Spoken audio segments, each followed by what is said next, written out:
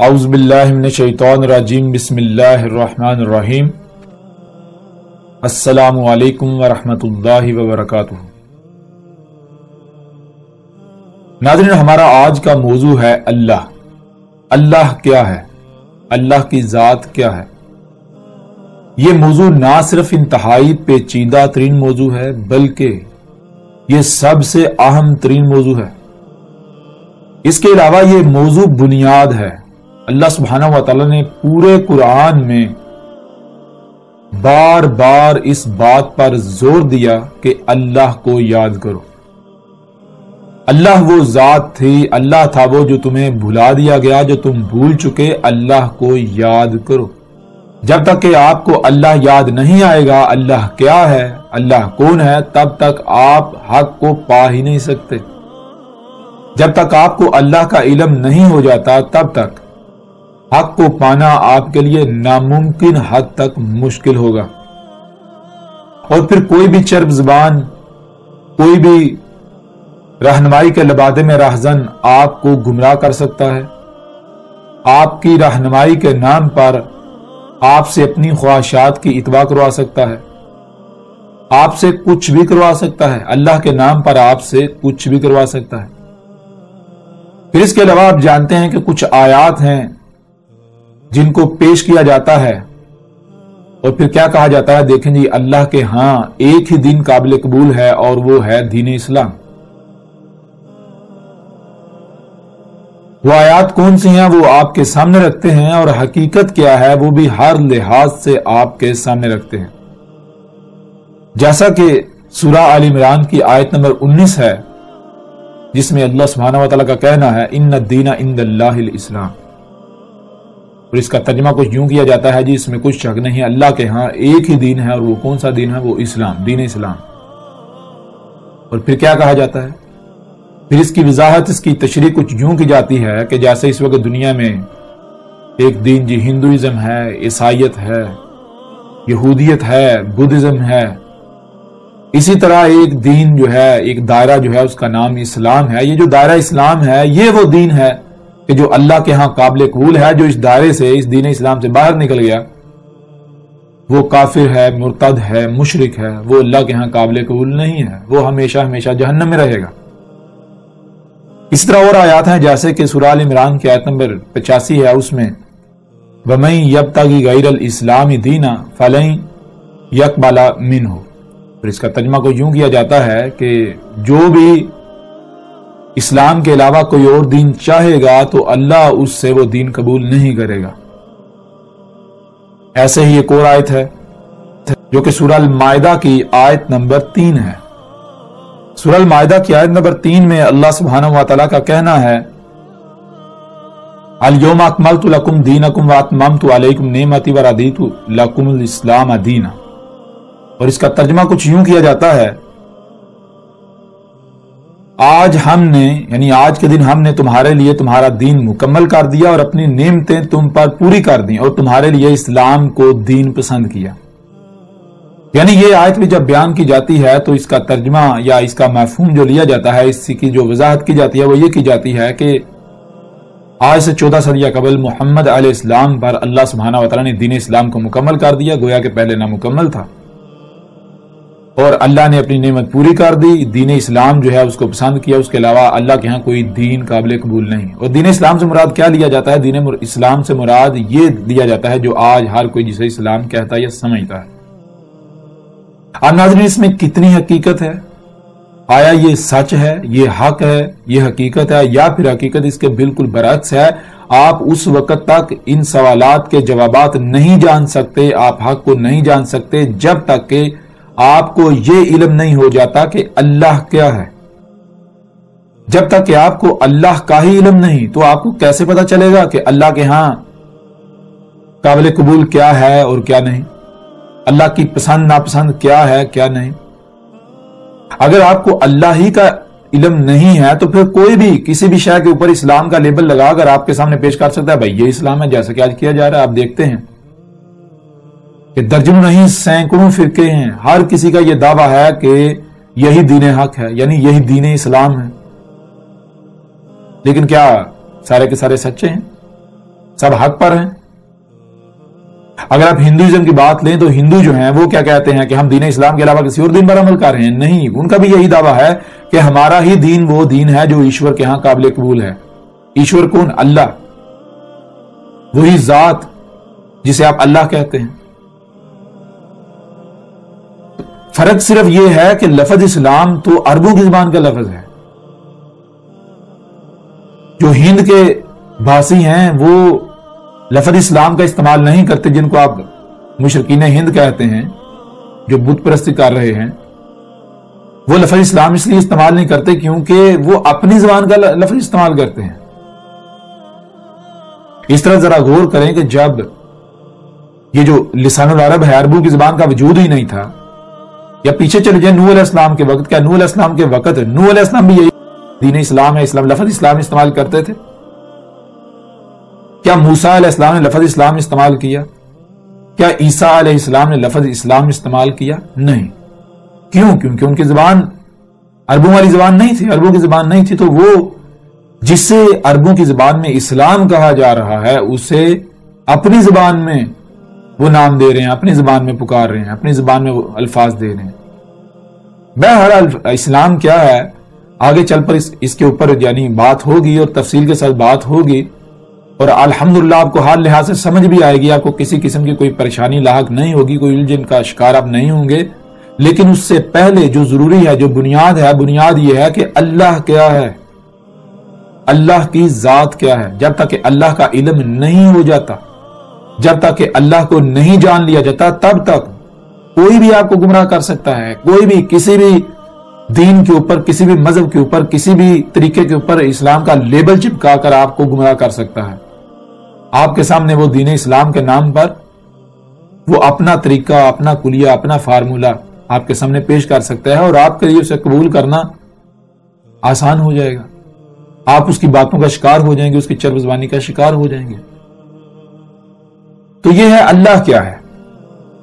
اب آتے ہیں اس موضوع پر جو کہ بنیاد ہے. اگر آپ کو اللہ کا علم نہیں ہے، بار بار اس بات پر زور اس لیے دیا جا رہا ہے کہ پورے قرآن میں اللہ سبحانہ و تعالی نے بار بار اس بات پر زور دیا ہے کہ اللہ کو جانو، یاد کرو وہ جو تمہیں بھلا دیا گیا، جو تم بھول چکے. اور کیا تھا جو تم بھول چکے؟ اللہ تھا. قرآن میں یہاں تک موجود ہے، یہاں تک لکھا ہوا ہے کہ آپ اس وقت تک الصلاۃ قائم ہی نہیں کر سکتے جب تک کہ آپ کو اللہ کا علم نہیں ہو جاتا. کیوں؟ جب تک آپ کو اللہ کا علم نہیں ہوگا اس وقت تک آپ جان ہی نہیں سکتے کہ صلاۃ ہے کیا، اور اسے قائم کیسے کرنا ہے یہ تو بہت دور کی بات ہے. جیسے ہم آگے چلیں گے صلاۃ کے موضوع پر بات ہوگی تو اللہ کے فضل سے ایسی تمام آیات بھی آپ کے سامنے رکھیں گے. بہرحال اللہ کیا ہے آپ جانتے ہیں کہ یہودی ہوں، عیسائی ہوں، ہندو ہوں، بدھ مت ہوں، یا وہ لوگ جو خود کو مسلمان کہلواتے ہیں، ان سب کے ہاں یعنی ان کا یوں سمجھے کہ مشترکہ یہ عقیدہ و نظریہ ہے کہ اللہ کائنات سے الگ اوپر آسمانوں پر بیٹھا ہوا ہے، اوپر آسمانوں میں موجود ہے. جو آسمانوں میں بیٹھا نیچے سب کچھ دیکھ رہا ہے، نظام چلا رہا ہے، لوگوں کی دعائیں سن رہا ہے، ان کو قبول کرتا ہے، رد کرتا ہے. یعنی کہ آپ یہ بات جانتے ہیں کہ تقریباً ہر کسی کا یا اکثریت کا یہ عقیدہ و نظریہ ہے کہ کائنات الگ ہے اور اللہ الگ ہے. اور جب سائنس نے ان رازوں سے پردہ اٹھایا کہ کچھ بھی بغیر خالق کے وجود میں نہیں آ سکتا، جسے اب سائنس کہتے ہیں، یعنی یہ ریزننگ کر کے یا مخلوقات کی چیر پھاڑ کر کے جو علم حاصل کیا گیا، تو اس علم کی بنیاد پر یعنی جب فطرت کے قوانین کو ڈسکور کیا گیا، انہیں دریافت کیا گیا، تو یہ بات سامنے آئی کہ اس کائنات کے اندر کوئی ایک ذرہ بھی ایسا نہیں ہے کہ جو خالق کے بغیر وجود میں آ سکے. اب یہ بات سامنے آنا تھی کہ جو مذہبی طبقہ ہے ان کے ہاتھ اپنی طرف سے ایک بہت بڑی دلیل لگ گئی. مذہبی طبقے نے جو سائنسی طبقہ ہے یا جو خود کو ملحد کہتے ہیں، ان کو کہنا شروع کر دیا کہ جب اس کائنات میں چھوٹے سے چھوٹا ذرہ جو ہے وہ بھی خود بخود سے وجود میں نہیں آ سکتا بغیر خالق کے، بغیر بنانے والے کے، تو پھر اتنی بڑی کائنات خود بخود سے کیسے وجود میں آ گئی؟ اب بلا شک و شبہ یہ ایک بہت بڑی دلیل ہے، بہت بڑی بات ہے جو کہ جھنجھوڑ کے رکھ دینے والی ہے۔ بھائی ظاہر ہے اگر چھوٹی سے چھوٹی چیز بغیر خالق کے وجود میں نہیں آ سکتی تو پھر اتنی بڑی کائنات یہ خود بخود کیسے وجود میں آ گئی؟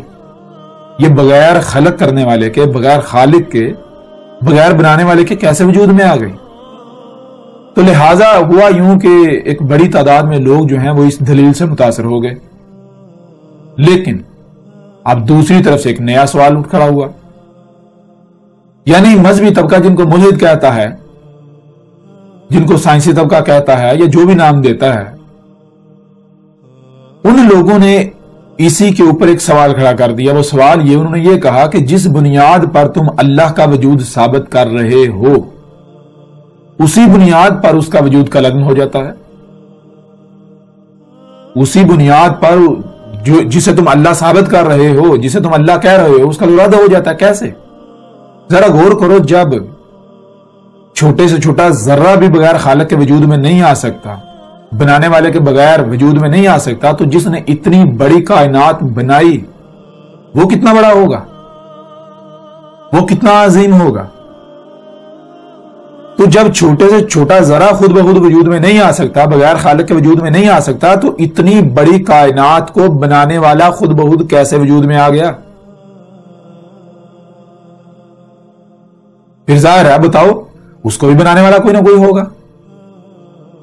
اب جب یہ سوال اٹھایا گیا، حالانکہ یہ سوال بالکل اپنی جگہ پر سوال ہے، یہ ویلڈ سوال ہے، لیکن مذہبی طبقے کی طرف سے اس پر اعتراض اٹھایا گیا۔ وہ اعتراض یہ اٹھایا گیا کہ اگر اس سوال کا جواب دیا جائے گا کہ اس کو جس نے خلق کیا وہ اللہ ہے، تو پھر سوال وہیں کا وہیں رہے گا کہ پھر اس کو کس نے خلق کیا، وہ کیسے وجود میں آ گیا؟ تو یوں ایک نہ ختم ہونے والا سوالات کا سلسلہ چل پڑے گا جس کا کوئی جواب ہی نہیں، جس کی کوئی حد ہی نہیں۔ تو یوں جو مذہبی طبقہ ہے وہ یہ کہتا ہے کہ یہ سوال ہی نہیں ہے، یہ بے بنیاد سوال ہے، اس سے آگے نہیں جانا چاہیے، یہیں تک رہنا چاہیے۔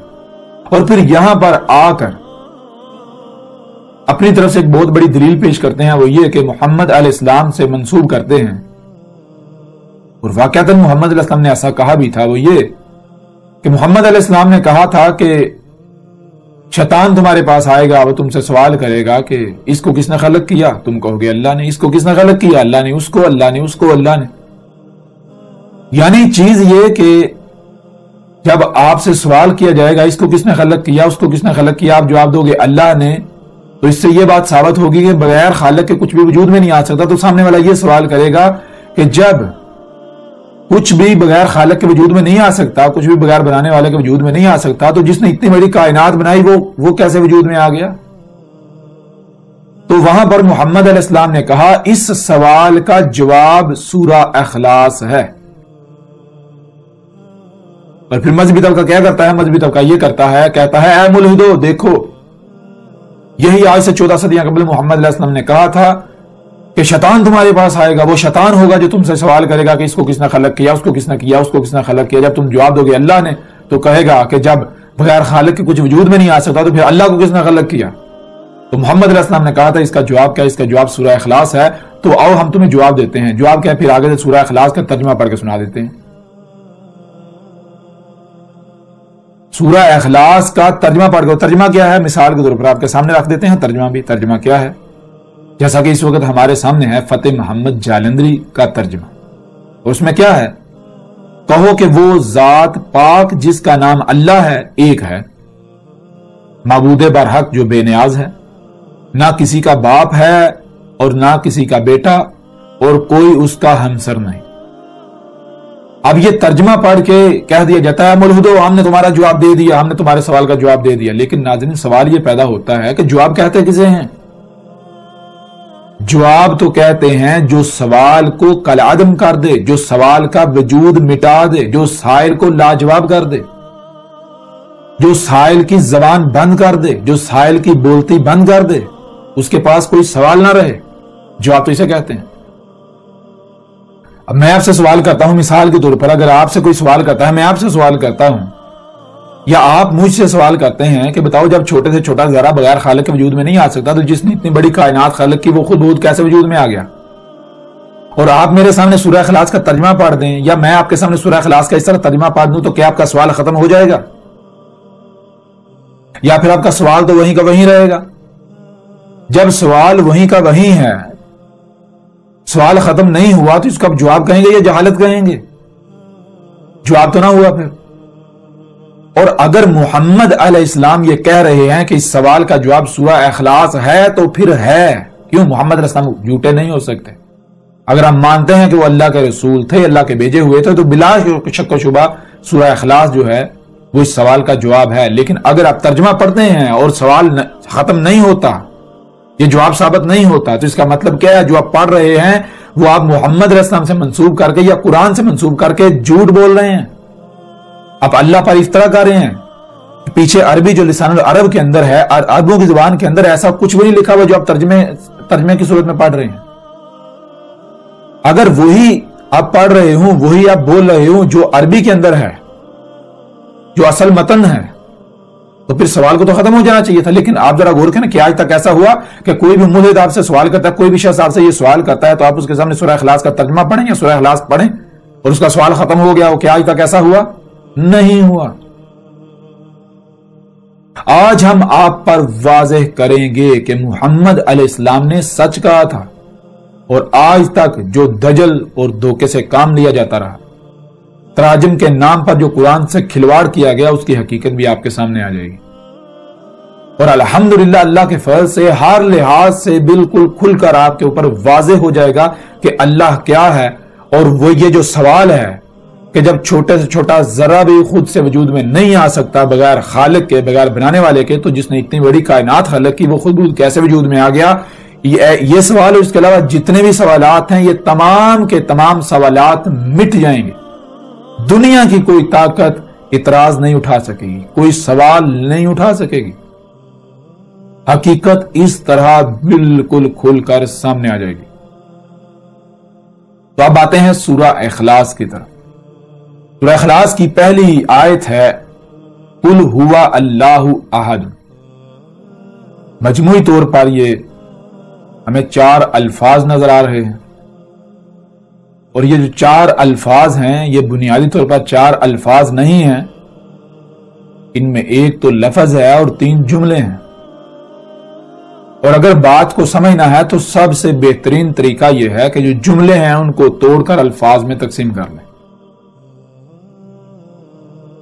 تو کہیں پر بھی کوئی اعتراض نہیں اٹھا سکے گا بھائی آپ نے اس لفظ کا ترجمہ کیا معنی کیا بیان کر دیا، اس سے مراد کیا لیا۔ کیونکہ جب آپ جملوں کو توڑ کے الفاظ کو الگ الگ کریں گے تو ورڈ بائی ورڈ دیکھ لیں، حقیقت آپ کے سامنے آ جائے گی، کوئی اعتراض کر نہیں سکتا۔ بہرحال تو پہلی آیت ہے قل ہوا اللہ احد، قل ہوا اللہ احد۔ 4 الفاظ ہمیں نظر آ رہے ہیں۔ پہلا ہے قل، قل کسے کہتے ہیں؟ کہہ۔ اب سب سے پہلا سوال تو یہ پیدا ہوتا ہے کہ یہ کون کہہ رہا ہے کہہ؟ راجم اٹھا کے دیکھ لیں، یہ کہا جا رہا ہے جی اللہ کہہ رہا ہے کہ کہو، کہہ، کیا کہہ؟ جی اللہ ایک ہے۔ میں آپ سے سوال کرتا ہوں کہ کیا آپ جانتے ہیں اللہ کیا ہے؟ جب آپ کو علم ہی نہیں اللہ کیا ہے تو آپ کیسے کہہ سکتے ہیں کہ آپ کو اللہ کہہ رہا ہے کہ کہہ؟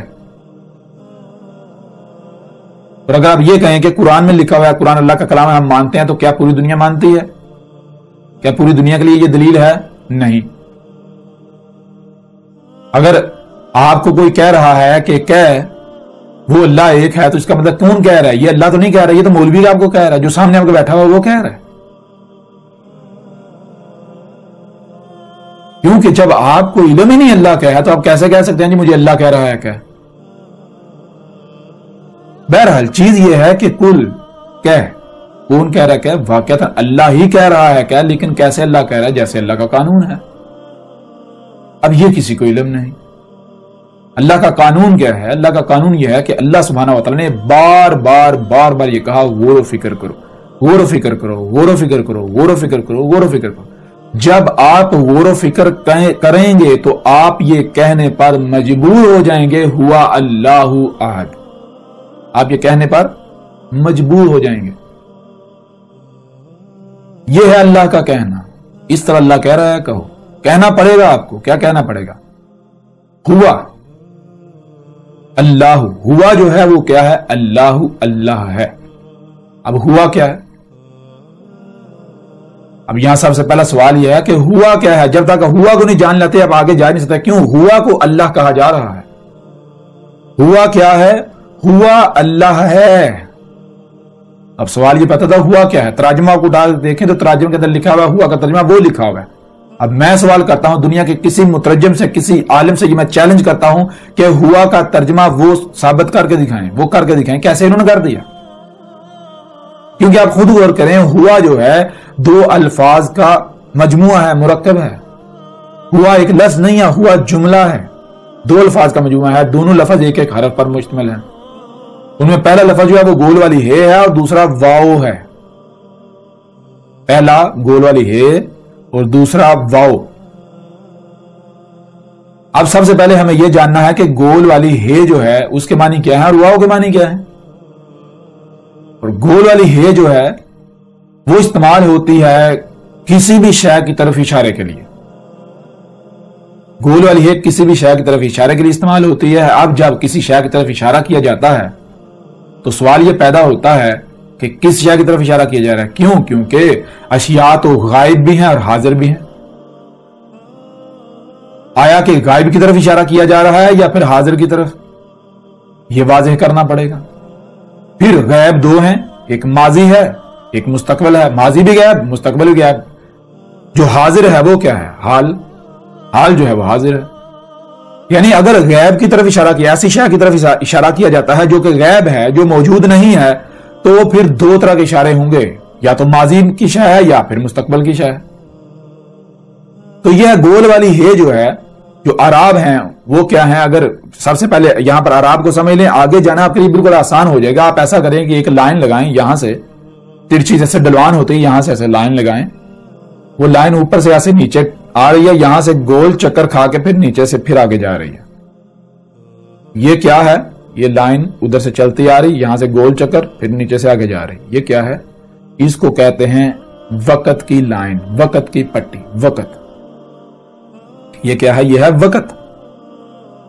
تو یہ جو درمیان گول ہے اس کے اوپر پیچھے ایک لائن ہے. یہ پیچھے جو ہے یہ ماضی ہے اور جو آگے ہے نیچے لائن وہ ہے مستقبل. اور جو درمیان میں گول دائرہ ہے وہ کیا ہے؟ وہ سرکل جو کہ آپ دیکھتے ہیں اس وقت ہر شے سرکل کے اندر چل رہی ہے. سرکل کے اندر چلتی چلتی آگے جا رہی ہے. ہر شے سرکل کے اندر ہے اور جیسے کہ ایک بال ہے وہ گھومتی گھومتی آگے جا رہی ہے آگے جا رہی ہے. تو یہ ہے وہ گول والی ہے جو اشیاء کی طرف اشارہ کر رہی ہے. اشیاء ہیں. تو یہ اب ان تینوں کو الگ الگ کریں گے توڑیں گے تو جو پیچھے والی لائن ہے وہ الگ کریں گے وہ زبر بن جائے گی. جو آگے والی لائن ہے اسے الگ کریں گے وہ مستقبل بن جائے گا آنے والا وقت پیچھے گزرا ہوا وقت زبر اور زیر. اور جو درمیان میں گول دائرہ ہے وہ اشارہ ہے اشیاء کی طرف. اب سوال یہ پیدا ہوتا ہے کہ کس شے کی طرف اشارہ ہے؟ غور کیجئے گا. اگر تو موجود شے کی طرف اشارہ ہے تو پھر کیا کیا جائے گا؟ شے جو سرکل کے اندر ہے اور اس کے بعد آگے جائے گی تو گول والی ہے کے نیچے زیر جوڑی جائے گی تو وہ بن جائے گی پیش. پیش کے معنی بنیں گے کہ وہ شے جو موجود ہے موجود حال کا صیغہ بنا دے گی پیش. اور واو جو ہے جب کسی لفظ کے آخر میں یعنی وہ جڑتا ہے تو وہ بھی حال کا صیغہ بنا دیتا ہے واو اور پیش. زبر اور الف زیر اور یہ کیا کرتے ہیں؟ زبر اور الف ماضی کا صیغہ بنا دیتے ہیں. ماضی کے وقت کی بات کرتے ہیں.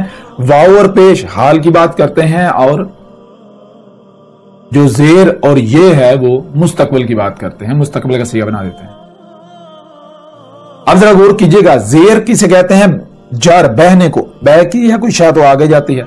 اب کسی لفظ کے نیچے دو زیریں آ جائیں تو اس کا مطلب ہوتا ہے جتنا وہ شے آگے سے آگے جا سکتی ہے جتنا اس میں پھیلاؤ آ سکتا ہے. یعنی کیا معنی بنے گا؟ مثال کے طور پر لفظ رسول ہے. رسول کے نام کے نیچے دو زیریں لگا دی تو اس کا مطلب ہے جتنے بھی رسول ہو سکتے ہیں. یہ بن جائے گا جمع کا صیغہ کل رسول. لفظ نبی ہے اس کے نیچے دو زیریں لگا دیں یہ بن جائے گا جمع کا صیغہ جتنے بھی رسول ہو سکتے ہیں. اور اگر آپ دو زبریں لگائیں گے تو اس کے لیے سب سے پہلے آپ کو روک لگانی پڑے گی، کیونکہ زبر ماضی میں لے کے جاتی ہے، دو زبریں جتنا پیچھے سے پیچھے جا سکتے ہیں، جتنا پیچھے سے پیچھے جا سکتے ہیں، تو سب سے پہلے کیا کرنا ہے، روک لگانی پڑے گی۔ یہ عربی کا اصول ہے کہ جہاں بھی دو زبریں استعمال ہوگی وہاں الف لازم استعمال ہوگا۔ کیوں؟ کیونکہ الف جو ہے پہلے رکاوٹ لگاتا ہے، بھائی اس سے پیچھے جانا ہے، آگے نہیں، یہاں سے پیچھے جانا ہے، پیچھے، پیچھے سے پیچھے، پیچھے سے پیچھے، پیچھے سے پیچھے، پیچھے سے پیچھے، جتنا پیچھے جا سکتے ہیں۔ جیسے لفظ رسولا، رسول کی لام کے اوپر جب دو زبریں آئیں گی تو ساتھ الف لگا جائے۔ الف کا مطلب کیا؟ اب یہاں سے اپنے پیچھے جانا ہے، کتنا پیچھے؟ دو زبریں آئیں گی تو جتنا پیچھے جا سکتے ہیں، تو جتنا پیچھے جائیں گے کتنا جائیں گے؟ رسول کم سے کم ہوتے ہیں، کم سے کم ہوتا کم سے کم ایک رسول ہے، تو رسولہ یا رسولن اس کا معنی کیا بنے گا؟ ایک رسول، یعنی دو زبریں آئیں گی تو جتنا پیچھے سے پیچھے جا سکتے ہیں، شے کو سکیڑا جا سکتا ہے، پیچھے لے جا سکتا ہے۔ اگر دو زیریں آئیں گی تو جتنا پھیلاؤ آ سکتا ہے، زبر آئے گی ماضی کا صیغہ، زیر آئے گی مستقبل، اور گول والی ہے کے ساتھ زیر جڑ جائے گی جو کہ پیش بن جائے گی، یہ بن جائے گا حال۔ اور ایک ہوتی ہیں دو پیش، ایک پیش ہوتی ہے اور ایک الٹی پیش ہوتی ہے۔ اس کا مطلب کیا ہوتا ہے؟ اس کا مطلب ہے گول والی ہے جو ہے وہ اور ساتھ زیر جڑی، یہ پیش بن گئی۔ گول والی ہے جو ہے یہ اشارہ کریے شے، اور آگے زیر جو ساتھ جڑی پیش بن گئی، تو شے کون سی شے؟ وہ شے جو آگے جا رہی ہے، اور کہاں تک آگے جا رہی ہے؟ یہاں تک تھم گئی، یہاں تک، یہاں مستقبل میں یہاں تک گئی، یہ پیش، یہاں تک شے۔ یہاں سے پھر گول والی ہے، گول والا دائرہ بنا کے پھر واپس لے جاتے ہیں، یعنی شے یہاں ہی، یہاں سے پھر یہ شے یہاں پر موجود ہے، اس کے بعد پھر واپس جا رہی ہیں۔ مطلب کیا کہ جب دو پیش آتی ہیں، ایک پیش سیدھی ایک الٹی، تو اس کا مطلب یہ بنتا ہے ایک ایسی شے جو اپنے اول سے لے کر آخر تک موجود ہے، جب تک موجود ہے اس پورے وقت کا احاطہ کیا جا رہا ہوتا ہے۔ تو یہ تھے اعراب، اور اعراب یہ کیا ہے؟ یہ فطرت کی زبان ہے۔ اعراب صرف زبان سے آ او ای کرنے کے لیے نہیں ہے۔ کسی کو آ او ای زبان ٹیڑا میڑا کرنا آتا ہو نہ آتا ہو، اس سے کوئی فرق نہیں پڑتا۔ اصل چیز یہ ہے کہ پتہ ہونا چاہیے اعراب ہیں کیا۔ جیسا کہ مثال کے طور پر قرآن کے اندر لے سکیں لفظ اللہ، اللہ کی جو ہے گول ہے، اس کے اوپر زبر بھی آتی ہے، زیر بھی آتی ہے، پیش بھی آتی ہے، لیکن آج تک کسی نے یہ فرق دیکھا؟ کوئی بھی فرق نہیں دیکھا، سب کے سب فرق ہونا۔ اللہ جو ہے، اللہ کہہ رہا ہے میں العزیز الحکیم ہوں، اللہ جو بھی کام کرتا ہے اس میں رائی برابر بھی فرق نہیں کرتا، وہ بالکل پرفیکٹ کرتا ہے۔ اگر کہیں کوئی فرق رکھتا ہے تو فرق لازم ہے، لیکن آج تک کسی نے یہ فرق جو ہے وہ سامنے رکھا، مد نظر رکھا؟ ہر کوئی فرق کو نظر انداز کر سکتا ہے۔ جہاں اللہ ہے وہاں بھی ترجمہ اللہ، جہاں اللہ ہی ہے وہاں بھی ترجمہ اللہ، جہاں اللہ ہے وہاں بھی ترجمہ اللہ۔ یہ کیا مذاق ہے کہ اللہ العزیز الحکیم نہیں ہے؟ عملی طور پر اللہ کے العزیز الحکیم ہونے کا کفر کیا جا رہا ہے۔ بہرحال یہ چیز ہے کہ اعراب آپ کے سامنے رکھ دیجیے۔ اب ذرا غور کریں، قل ہوا اللہ، ہوا کیا ہے؟ ہوا اللہ ہے۔ اب ہوا آپ کو بتایا تھا، ہوا جملہ ہے، دو الفاظ کا مجموعہ ہے، ایک گول والی ہے اور ایک واو ہے۔ گول والی ہے آپ کو پتا چل گیا کہ شے کی طرف اشارہ ہے۔ کون سی شے کی طرف اشارہ؟ غائب کی طرف یا پھر حاضر کی طرف؟ غائب دو ہیں، ماضی اور مستقبل، یعنی اگر اس شے کی طرف اشارہ کیا جائے گا جو آگے مستقبل میں آنی ہے تو گول والی ہے کے نیچے زیر آئے گی، اور اگر اس شے کی طرف اشارہ کیا جا رہا ہے جو پیچھے ماضی میں گزر چکی تو گول والی ہے کے اوپر زبر آ جائے گی، اور اگر اس شے کی طرف اشارہ کیا جا رہا ہے جو اس وقت موجود ہے تو گول والی ہے کے اوپر پیش آ جائے گی۔ تو یہاں دیکھیں کیا ہے، یہاں گول والی ہے کے اوپر پیش ہے، تو معنی کیا بنے گا؟ اس شے کی طرف اشارہ کیا جا رہا ہے جو شے موجود ہے۔ اب آپ ذرا غور کریں کہ آپ کو اپنے ارد گرد کچھ بھی موجود نظر آ رہا ہے؟ کچھ موجود ہے؟ جب آپ دیکھیں گے تو آپ کو بہت کچھ نظر آئے گا۔ مثال کے طور پر آپ کو درخت نظر آئیں گے۔ اب سوال یہ پیدا ہوتا ہے کیا درخت اللہ ہے؟ نہیں، آگے اس سوال کا جواب دیا جائے واو، واو کا معنی کیا ہے؟ اور واو کے اوپر زبر ہے۔ زبر کیا کرتی ہے؟ آپ کو پہلے بتا دیا، ماضی کا صیغہ بنا دیتی ہے۔ تو اب ہوا کے معنی کیا بنیں گے؟ کہ جو موجود ہے، جو کچھ بھی موجود ہے، غور کرو اس میں، دیکھو کیا موجود ہے۔ جو موجود ہے اور کرتے جاؤ، درخت اور چرند اور پرند اور سمندر اور پہاڑ اور زمین اور چاند اور سورج اور ستارے، یعنی اور کرتے جاؤ جب تک کہ اور واو جو ہے اور ماضی کا صیغہ نہیں بن جاتا، ماضی میں نہیں چلا جاتا۔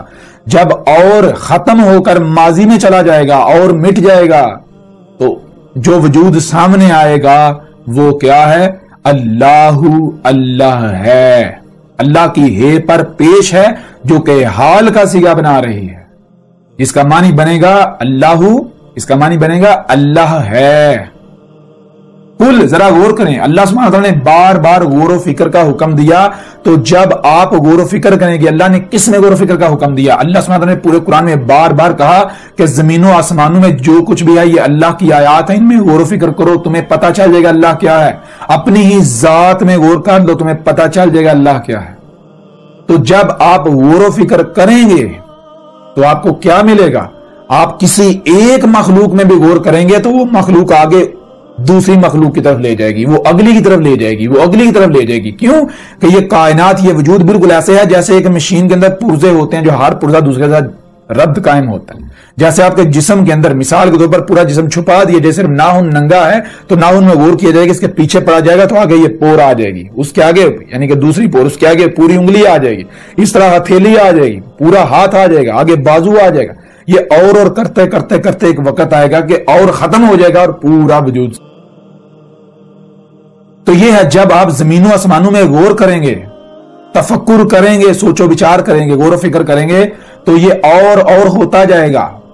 وہ جو موجود ہے اور ہوا ہوتا جائے گا، اور درخت اور چرند اور پرند اس طرح آپ آگے بڑھتے جائیں گے، اور کرتے جائیں گے، اور جب کرتے جائیں گے ایک وقت آئے گا اور ختم ہو جائے گا. تو جب اور ختم ہو جائے اور ماضی میں چلا جائے تو جو وجود سامنے آئے گا وہ کیا ہے؟ اللہ ہے. اب یہاں سوال یہ پیدا ہوتا ہے کہ اللہ کیا، اس کا مطلب یہ درخت بھی اللہ، سمندر بھی اللہ، پہاڑ بھی اللہ، وہ بھی اللہ، وہ بھی اللہ، وہ بھی اللہ. کہ اللہ کہتا ہے نہیں، اس کا جواب یہ نہیں ہے، اس کا مطلب یہ نہیں ہے. کیا ہے جواب؟ یہ احدن. احد کی دال کے اوپر دو پیش ہیں، ایک پیش سیدھی اور ایک الٹی، اور آپ کو بتا دیں اس کا معنی کیا ہے، مطلب کیا ہے اس کا، ذرا غور کیجئے گا. سب سے پہلے تو احد کیا ہے؟ احد دو الفاظ کا مجموعہ ہے، مرکب جملہ ہے. شروع میں الف ہے اور آگے حد ہے. الف شروع میں آئے، عربی کا اصول ہے کہ وہ سوالیہ بنا دیتا ہے. مثال کے طور پر اگر آپ پڑھتے ہیں اللہ اکبر تو اس کا معنی کیا ہے؟ اللہ ہے، یہاں سوال یہ پیدا ہوتا ہے اللہ کیا ہے، آگے ہے اکبر، کابرہ کے پیچھے الف ہے. الف سوالیہ بناتا ہے، کابرہ کا معنی ہے بڑا، تو اکبر کے معنی بنتے ہیں کیا ہے بڑا، کیا ہے بڑا. تو جو بڑا ثابت ہو جائے وہ اللہ ہے. بہت آسان ہے. بالکل اسی طرح احد، حد ہے اور پیچھے الف ہے، الف سوالیہ بنا دیتا ہے اور آگے حد ہے. حد کسے کہتے ہیں؟ حد کہتے ہیں جس سے آگے کچھ ہے ہی نہیں، جس سے آگے جا ہی نہیں جا سکتا، جس کے آگے جانا ناممکن ہے، آگے آپ جا ہی نہیں سکتے. تو احد کے معنی کیا ہے؟ وہ جس کے آگے آپ جا ہی نہیں سکتے. یعنی آپ اور کرتے جاؤ، اور کرتے جاؤ، جب حد آ جائے آگے آپ جا ہی نہ سکیں تو وہ کیا ہو؟ ایک ہی وجود.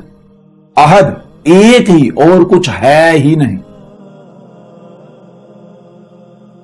جیسے آپ اپنی ہی ذات میں غور کریں، مثال کے طور پر اگر آپ کا نام عمران ہے تو کیا ناخن کو عمران کہا جائے گا؟ نہیں. اگر پورا جسم چھپا دیا جائے، ناخن ننگا رہے تو یہ ناخن، اسے کہا تو ناخن جائے گا، لیکن یہ ناخن عمران کی آیت ہے. یہ ناخن عمران ہی کا وجود نظر آ رہا ہے. اور جب آپ اس کے پیچھے پڑیں گے تو یہ اور ہوتا جائے گا، ناخن اور انگلی اور ہتھیلی یعنی اور ہاتھ پورا اور بازو، اور اس طرح اور کرتے کرتے جب اور ختم ہو جائے گا تو پھر پورا وجود سامنے آ جائے گا. پورے وجود کو کیا کہا جائے گا؟ عمران. پورے جب اور ختم ہو جائے گا تو تمام اعضاء جو ہیں، تمام حصے جو ہیں، عضو جو ہیں، مخلوقات جو ہیں، ان کو جب ایک وجود کے طور پر دیکھا جائے گا تو وہ عمران ہے. بالکل ایسے ہی.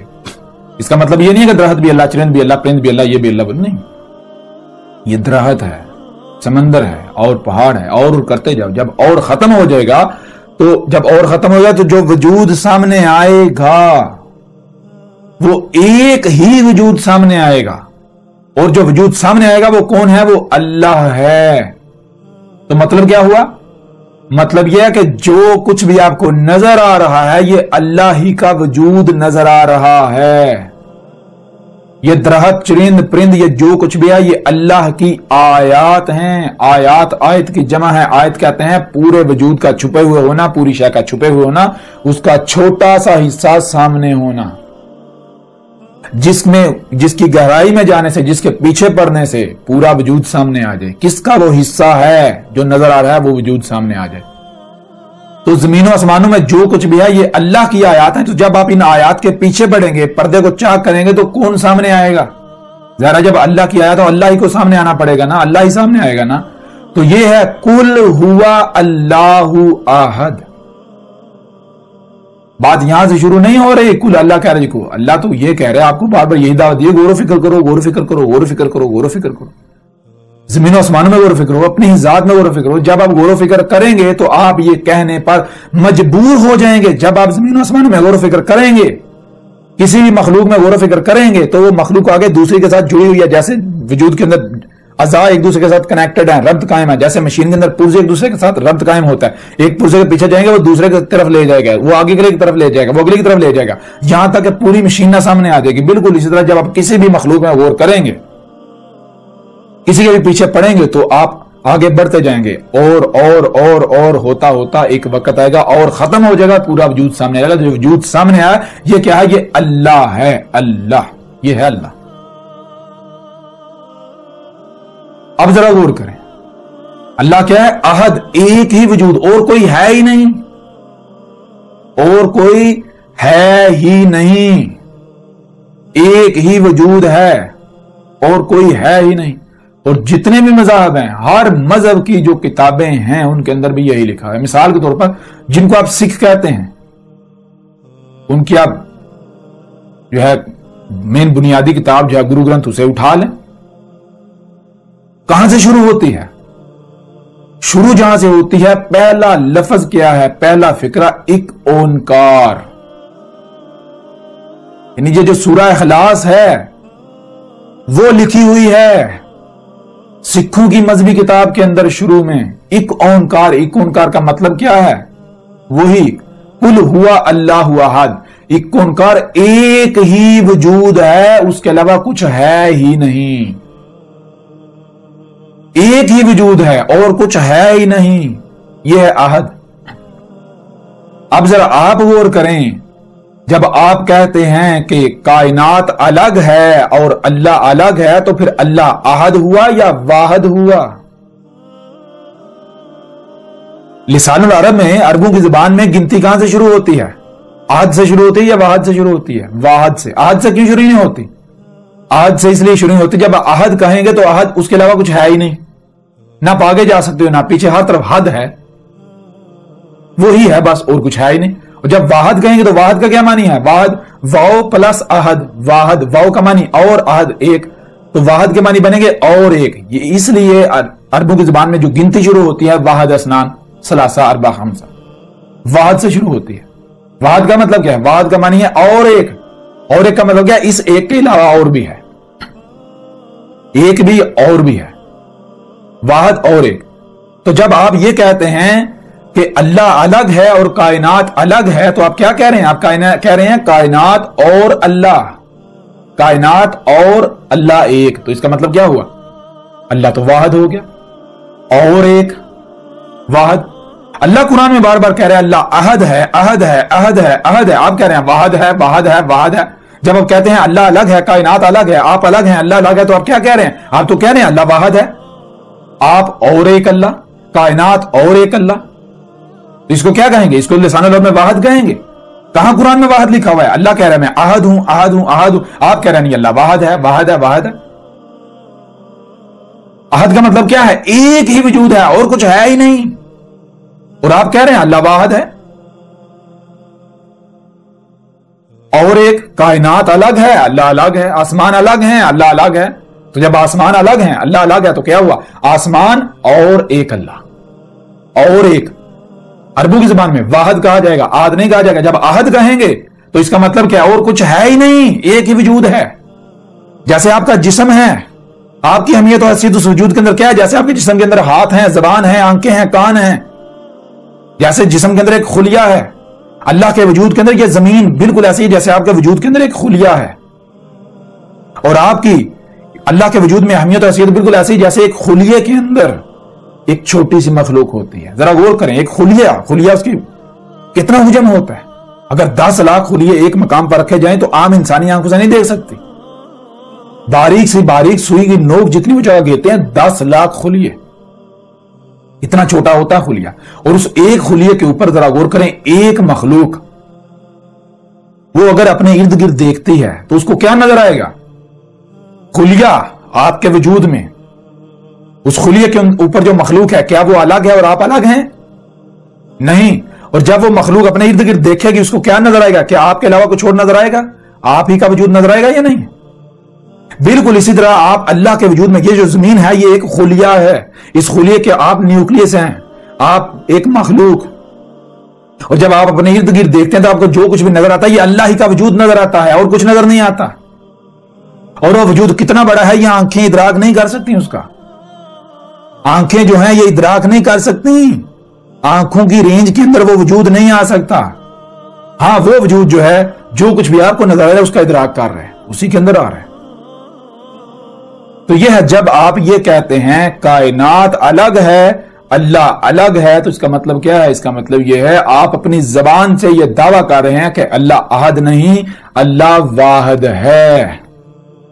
اور پھر آگے بڑھیں, اگلی آیت کیا ہے؟ اللہ ہے الصمد. اللہ کیا ہے؟ اللہ صمد ہے, الصمد ہے. صمد کے معنی کیا ہے؟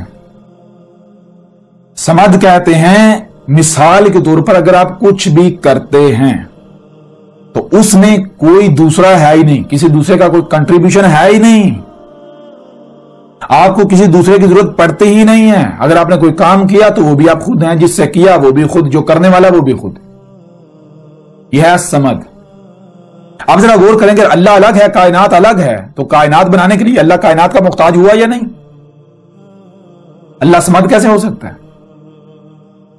اگر اللہ جو ہے دیکھیں جی, اللہ کائنات الگ ہے, اللہ الگ ہے, اور اللہ بارشیں برسا رہا ہے, تو میں آپ کو کہتا ہوں کہ اگر سمندروں کو ہٹا دیں, پانی کو ہٹا دیں, ہواؤں کو ہٹا دیں, تو اللہ بارش برسا سکتا ہے؟ پھر ممکن ہی نہیں ہے.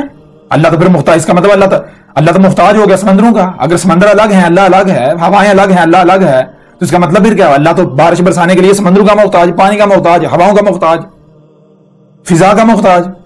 سمد تو نہ ہوا پھر. اللہ کیا؟ اللہ ہے اللہ الصمد, اللہ صمد ہے. صمد کا مطلب کیا ہے؟ صمد کسے کہتے ہیں؟ الصمد ہونے کے لیے سب سے پہلی شرط ہے ایک ہی وجود کا ہونا, بس کوئی دوسرا ہے ہی نہیں, جو کچھ ہے ایک ہی وجود ہے. پھر جو خلق ہو رہا ہے وہ بھی خود ہے, کوئی دوسرا ہے ہی نہیں. جس سے خلق کیا جا رہا ہے وہ بھی خود ہے, کوئی دوسرا ہے ہی نہیں.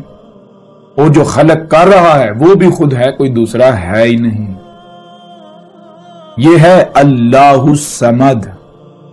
اللہ کیا ہے؟ الصمد ہے. یہ جو کچھ بھی نظر آ رہا ہے, دیکھو جو خلق ہو رہا ہے کس سے خلق ہو رہا ہے؟ انرجی ہے جسے لسان عرب میں نور کہتے ہیں. نور سے سب کچھ, نور ہی مختلف شکلوں میں ڈلتا جا رہا ہے. تو ڈالنے والا کون ہے؟ یہی مخلوقات. خالق کے طور پر کون سامنے آئے گا؟ یہی مخلوقات. مثال کے طور پر آپ ایک گندم کے پودے کی مثال ہے, گندم کا پودا اگتا ہے, خلق ہوتا ہے, تو کون خلق کرتا ہے؟ ذرا غور کریں. سمندروں کو ہٹا دیں, ہواؤں کو ہٹا دیں, زمین کو ہٹا دیں, گندم کا پودا خلق ہو سکتا ہے؟ نہیں. جب آپ گندم کے پودے میں کسی بھی فصل, کسی درخت کی خلق میں غور کریں گے تو آپ کے سامنے کون آئے گا؟ یہی زمین آئے گی, مخلوقات آئیں گی, سمندر آئے گا, ہوائیں آئیں گی, فضا آئے گی. یہی مخلوقات آپ کے سامنے آئیں گے جس سے خلق ہو رہا ہے, یہی میٹیریل, یہی مخلوقات. آپ مخلوقات کا مجموعہ خالق کی صورت میں آپ کے سامنے آئے گا. خالق بھی مخلوقات جو خلق ہو رہے ہیں, یعنی کہ یہی وہی ذات ہی آپ کو ہر صورت نظر آئے گی. آپ اپنی ہی تخلیق میں غور کریں, آپ کی تخلیق کیسے ہوئی. آپ کی تخلیق کے پیچھے یہی مخلوقات سامنے آئیں گی خالق کے طور پر.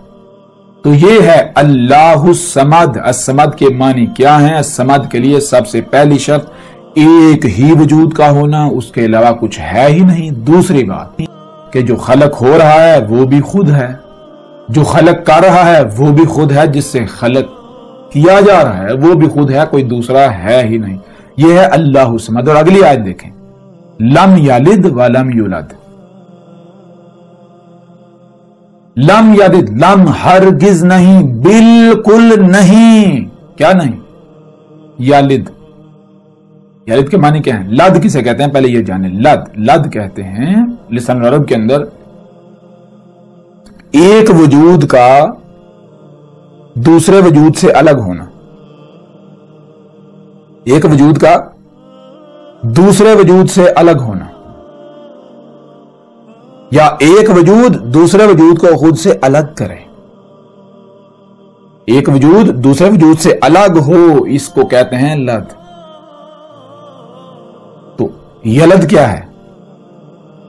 یالد یعنی لم یلد، ہرگز یلد نہیں۔ کیا یلد کا مطلب کیا ہے؟ کہ اس اللہ ایسا ہرگز نہیں، اس نے ہرگز ایسے نہیں کیا کہ اس نے خود سے ایک دوسرا وجود الگ کر دیا ہو، اس نے کوئی دوسرا وجود الگ کیا ہو، ایسا ہے ہی نہیں، ایک ہی ہے بس۔ ایسا نہیں ہے کہ اس نے ایک وجود الگ وجود بنا دیا، نہیں۔ یہ کس کی نفی کی جا رہی ہے؟ یہ اسی کی نفی کی جا رہی ہے۔ مثال آپ کس سے پوچھتے ہیں اللہ کیا ہے؟ کہتے ہیں کائنات الگ، اللہ الگ۔ تو کائنات کو کس نے الگ کیا؟ کہتے ہیں کائنات کو اللہ نے پیدا کیا۔ پھر مطلب کیا ہوا؟ کون وجود میں لے کر آیا کائنات کو؟ اللہ۔ تو یہ یلد ہو گیا یا نہیں؟ جب کائنات الگ سے ایک وجود ہے اور اللہ وجود میں لے کر آیا تو اس کو لسان العرب کے اندر، عربوں کی زبان میں یلد کہتے ہیں۔ اللہ نے کائنات کو ایک الگ وجود دیا، یہ ہے الگ وجود آنا، یلد۔ اللہ کہہ رہا ہے میں نے کچھ بھی ایک دوسرا وجود نہیں الگ کیا، کوئی بھی وجود الگ نہیں کیا، ایک ہی ہوں اور کچھ ہے ہی نہیں۔ اور آگے کیا ہے؟ وَلَمْ يُولَدْ، اور نہ ہی اللہ کسی سے الگ ہوا، یعنی نہ ہی ایسا ہے کہ ایک کا وجود الگ ہے اور اللہ الگ ہے، نہیں، ایسا ہے ہی نہیں۔ لم یلد ولم یولد، اور یہی چیز اللہ سبحانہ وتعالی نے قرآن میں کئی مقامات پر بالکل واضح کر دی۔ کیا واضح کر دی؟ ذرا غور کیجئے گا۔ ان میں ایک سورت ہے سورہ البقرہ کی آیت نمبر 116، جس میں یہ کہا جا رہا ہے وَقَالُوا اتَّخَذَ اللَّهُ وَلَدًا سُبْحَانَهُ بَل لَّهُ مَا فِي السَّمَاوَاتِ وَالْأَرْضِ، یعنی وَقَالُوا، اور کہہ رہے ہیں۔ کیا کہہ رہے ہیں؟ یہ حال کا سیگا اس وقت کی بات ہو رہی ہے۔ اللہ کہہ رہا ہے، اس وقت کہہ رہا ہے کہ یہ لوگ کہہ رہے ہیں، کیا کہہ رہے ہیں؟ کہہ رہے ہیں اتخذ اللہ ولدا، اللہ جو ہے اس نے ولد اخذ کر لیا۔ اللہ نے ایک الگ وجود میں لایا۔ کیسے کہہ رہے ہیں؟ ذرا غور کریں۔ کوئی زبان سے نہیں کہہ رہا، یہ اپنے عمل سے اور زبان سے بھی کہہ رہے ہیں، لیکن عربوں کی زبان میں نہیں، اپنی زبان میں کہہ رہے ہیں۔ کیا کہہ رہے ہیں؟ کہہ رہے ہیں اللہ الگ ہے اور کائنات الگ۔ تو مطلب کیا ہے اس کا؟ مطلب یہی تو ہے، اللہ نے ولد اخذ کر لیا۔ اور اس کا کیا مطلب ہے؟ جب اللہ الگ ہے، کائنات الگ ہے، اور کائنات جب نہیں تھی تو کون وجود میں لے کے آیا؟ جی اللہ وجود میں لے کے آیا۔ تو اللہ نے الگ سے وجود، کائنات کو الگ سے وجود دیا، تو مطلب کیا؟ اسی کو کہتے ہیں لسان العرب میں ولد اخذ کر لینا۔ اللہ کیا کہہ رہے ہیں؟ اللہ کہہ رہے ہیں سبحانہ، وہ تو سبحان ہے اور اس نے ولد اخذ نہیں کیا، کوئی دوسرا وجود اس نے وجود میں لایا ہی نہیں، وہ خود اپنا شریک لا کر کھڑا کیا۔ یہ کیسے ہو گیا؟ تم ہو جو کفر کرتے ہو اس بات کا، تم اس کے شریک بنتے ہو، تم کہتے ہو جی ہمارا الگ سے وجود ہے۔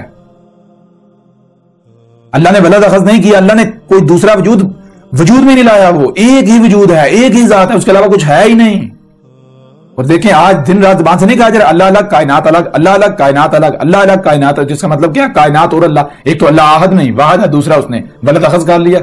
کائنات کو اللہ وجود میں لے کر آیا، تو اگر کائنات الگ وجود ہے تو اللہ نے دیکھا نا ایک اللہ ہو گیا، ایک الگ وجود کائنات، تیسرے تو کہتے ہیں ولد۔ تو یہ اللہ سبحانہ وتعالی نے سورہ البقرہ کی آیت نمبر 116 میں اس بات کی نفی کری، اور آگے اللہ کہہ رہا ہے بل لہو ما فی السماوات والارض، بلکہ حقیقت کیا ہے؟ حقیقت یہ ہے لاہو اسی کا ہے، ما فی السماوات والارض، جو کچھ بھی آسمانوں میں اور جو زمین میں اسی کا ہے۔ کیسے؟ جیسے مثال کے آپ کہتے ہیں کہ دیکھیں یہ ہاتھ، پاؤں، ٹانگیں، ناک، کان، یہ کس کا ہے؟ جی میرا ہے۔ یہ ناک کس کا ہے؟ میرا ہے۔ ہاتھ کس کے ہیں؟ میرے ہیں۔ تو آپ یہ ہاتھ کس کے لیے کام کریں گے؟ اپنے وجود کے لیے۔ تو یہ اللہ کہہ رہا ہے، اللہ کہہ رہا ہے یہ زمین و آسمان میں جو کچھ ہے اسی کا ہے، یہ اسی کا وجود ہے۔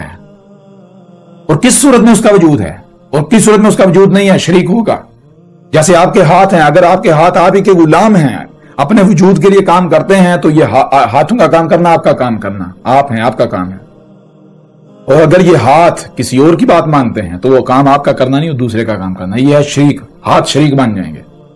ہاتھ وہ نہیں کر رہے جو آپ کہہ رہے ہیں، ہاتھ اپنی من مانی، اپنی مرضی کر رہے ہیں، کسی دوسرے کی مان رہے ہیں۔ تو یہ ہے اگر کوئی بھی اللہ کا یعنی کہ پتہ چل گیا اللہ کیا ہے، یہی وجود ہے. کوئی اس وجود کے اندر اپنے مقام پر رہتا ہے تو وہی ذات ہے، وہ اسی کا عضو ہے، وہ اسی کا حصہ ہے، اسی کی آیت ہے. اور اگر کوئی یہ کہتا ہے کہ اللہ الگ ہوں، میں الگ ہوں، اور کائنات میں وہ اللہ کے وجود میں چھیڑ چھاڑ کرتا ہے تو وہ اللہ کا شریک بن رہا ہے. اللہ نے گھوڑے، گدھے، خچر آپ کی سواری کے ذرائع، آپ کے کھانے پینے کے جو کچھ بھی وہ خلق کرتا ہے، کیسے خلق کرتا ہے ذرا غور کریں. فطرت کیسے وجود میں لاتی ہے. اور اگر آپ اپنا الگ سے وجود کے دعوے دار بن کر اس کی ضد پر اترتے ہیں تو آپ عملی طور پر اس کے شریک بن رہے ہیں. آپ یہ کہہ رہے ہیں تو الگ ہے، ہم الگ ہیں، ہم اپنی مرضیاں کریں گے. یہ ہے، یہ آج ہر کوئی اپنے عمل سے دعویٰ کر رہا ہے کہ اللہ نے ولد اخذ کر لیا، اور یہ اپنے آپ کو دین کے ٹھیکیدار، اللہ کے نمائندہ کہلوانے والے. یہ ایسی جتنی بھی آیات ہیں یہ عیسائیوں کے اوپر فٹ کر دیتے ہیں. تو قرآن آپ سے خطاب کر رہی ہے، عیسائیوں سے کر رہا ہے خطاب اس وقت. بہرحال اس طرح آگے بڑھے تو آگے بھی کچھ آیات ہیں ایسے ہی. یہی بات سورہ یونس کی آیت نمبر 68 میں ہے، 68 میں. اس میں قالوا اتخذ اللہ ولدا سبحانہ هو الغنی لہ ما فی السماوات و ما فی الارض. یہاں بھی وہی بات کی گئی. یہ کیا کہ یہ تو یہ کہہ رہے ہیں کہ اللہ نے ولد اخذ کر لیا، اللہ الگ ہے، کائنات الگ ہے، تو اللہ یہ واحد ہو گیا، احد تو نہ ہوا. اللہ کہہ رہا ہے وہ اس سے پاک ہے، اس نے کوئی دوسرا وجود میں نہیں لایا. وہ اپنا ہی شریک بھلا تھوڑی کھڑا کرے گا. ایسا کیسے ہو سکتا ہے؟ اگر اللہ الگ ہے، کائنات الگ ہے تو شریک تو ہو گئی. شریک کسے کہتے ہیں؟ شریک تو کہتے ہیں ایک کے ساتھ دوسرا. تو جب کائنات الگ ہے، اللہ الگ ہے، تو شریک تو ہو گیا، ولد ہو گیا، شریک ہو گیا. وہ احد ہی نہ رہا، واحد ہو گیا. اسی طرح سورہ الاسراء کی آیت نمبر 111 میں ہے وَقُلِ الْحَمْدُ لِلَّهِ الَّذِي لَمْ يَتَّخِذْ وَلَدًا وَلَمْ يَكُنْ لَهُ شَرِيكٌ فِي الْمُلْكِ وَلَمْ يَكُنْ لَهُ وَلِيٌّ مِنَ الذُّلِّ. تو اس آیت میں بھی بالکل واضح کر دیا گیا وَقُلِ الْحَمْدُ لِلَّهِ، اور کیا کہ اللہ کے لیے ہے ہی حمد. یعنی اللہ زی وہ ذات ہے لم یتخذ ولدا، جس نے ہرگز ولد اخذ نہیں کیا، کوئی دوسرا وجود اس نے وجود میں لایا ہی نہیں. ایک ہی وجود ہے اور اس کے علاوہ کچھ ہے ہی نہیں. ولم یکن لہ شریک، اور کسی کے لیے ایسا ہے ہی نہیں کہ کوئی شریک بنے اس کا، کوئی دوسرا وجود اس کے لیے، کوئی دوسرا یعنی کہ دوسرا وجود ممکن نہیں ہے ہی نہیں. اور اگر کوئی شریک بنے گا تو اسے برداشت نہیں کرے گا. اگر آپ فطرت سے مطابقت نہیں رکھیں گے، فطرت کی ضد بنیں گے تو وہ وجود آپ کو برداشت نہیں کرے گا. کیوں؟ آپ شریک ہونے کے دعوے دار ہیں. اگر آپ اسی کا وجود بنیں گے، اپنا مقام پہچانیں گے، جیسے مشین کے اندر پرزہ ہوتا ہے، اپنے مقام پر فٹ ہو جائے تو وہ مشین ہے.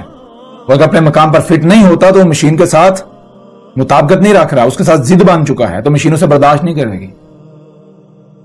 بالکل اس طرح اگر آپ جس مقصد کے لیے آپ کو وجود میں لائے، اگر آپ اسی جو آپ کی لائن ہے اس پر قائم ہو کر اپنے مقصد کو پورا کرتے ہیں تو آپ کا اپنا کوئی وجود ہے ہی نہیں، وہی ایک وجود ہے.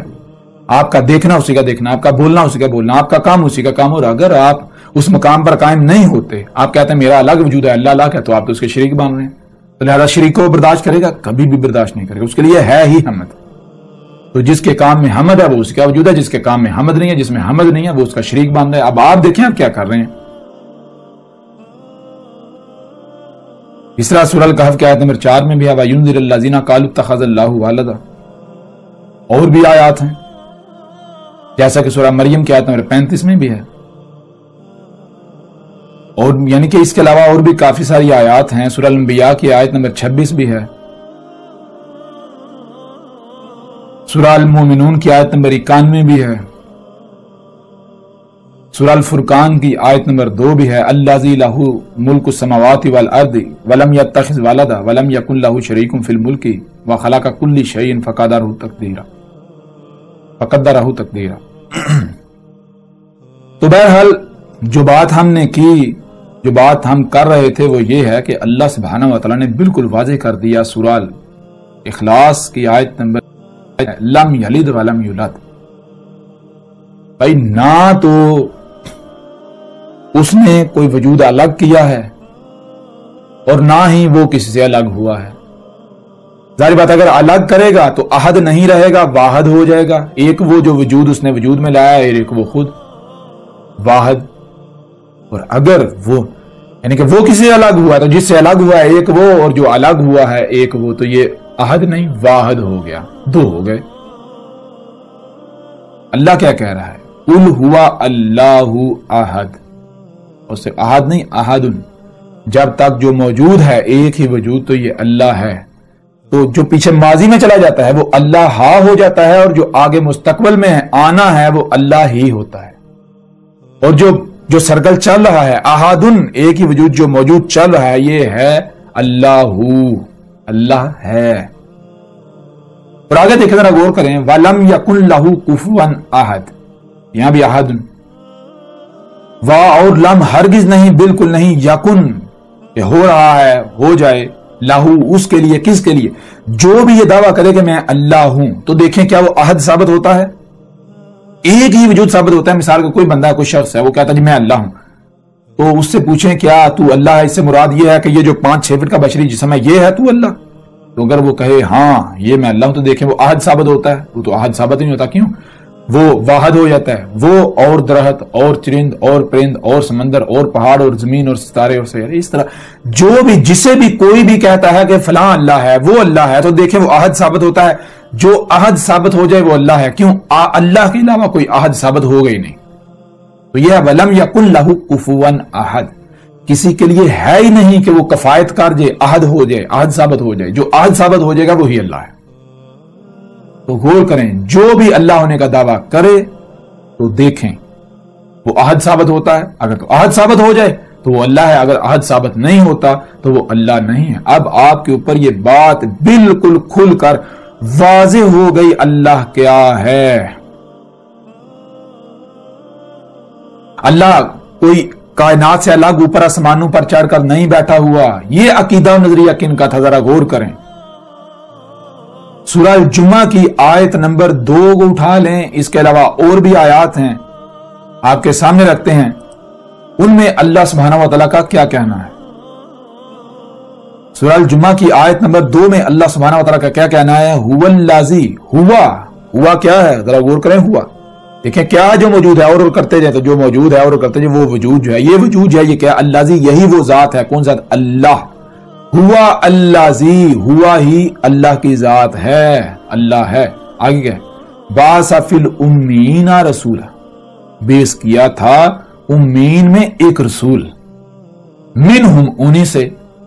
اور جب بیس ہوتا ہے تو کیا کر رہا ہے؟ یتلو، تلاوہ کر رہا ہے، یعنی پوری ترتیب کے ساتھ، حکمت کے ساتھ اللہ کی آیات کو کھول کھول کر واضح کر رہا ہے۔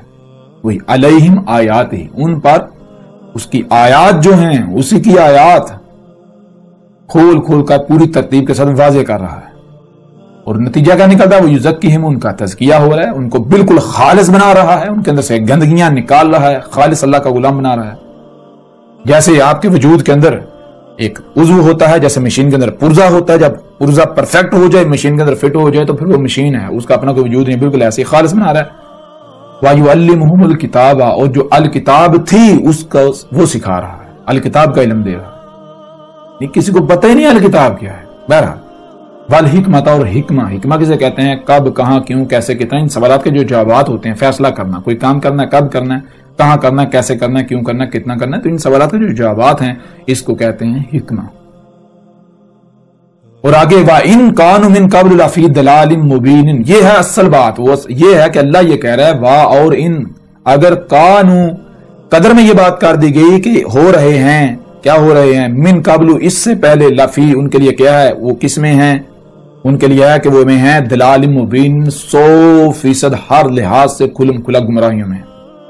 یعنی اللہ سبحانہ و تعالیٰ نے اس آیت کے آخر میں بالکل واضح کر دیا، اپنا قانون بیان کر دیا کہ جب دنیا میں جو امیین ہیں وہ 100% ضلال مبین میں ہوتے ہیں، گمراہیوں میں ہوتے ہیں، نور کی ایک کرن بھی نہیں ہوتی، اس وقت ہوا یہی جو فطرت ہے یہ اپنا نمائندہ کھڑا کرتی ہے، رسول کھڑا کرتی ہے، بیس کرتی ہے اس وقت۔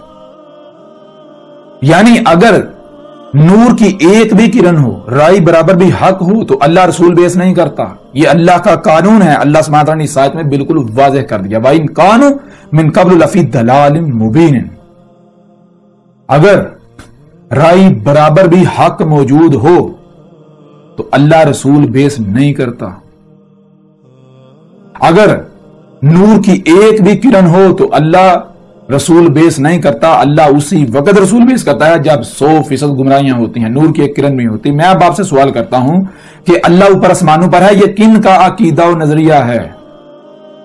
یہودیوں اور عیسائیوں کا محمد علیہ السلام کی بعثت سے قبل یہ متفقہ عقیدہ تھا، اور آج بھی ہے کہ اللہ اوپر آسمانوں پر بیٹھا ہوا ہے، کائنات الگ ہے، اللہ الگ ہے۔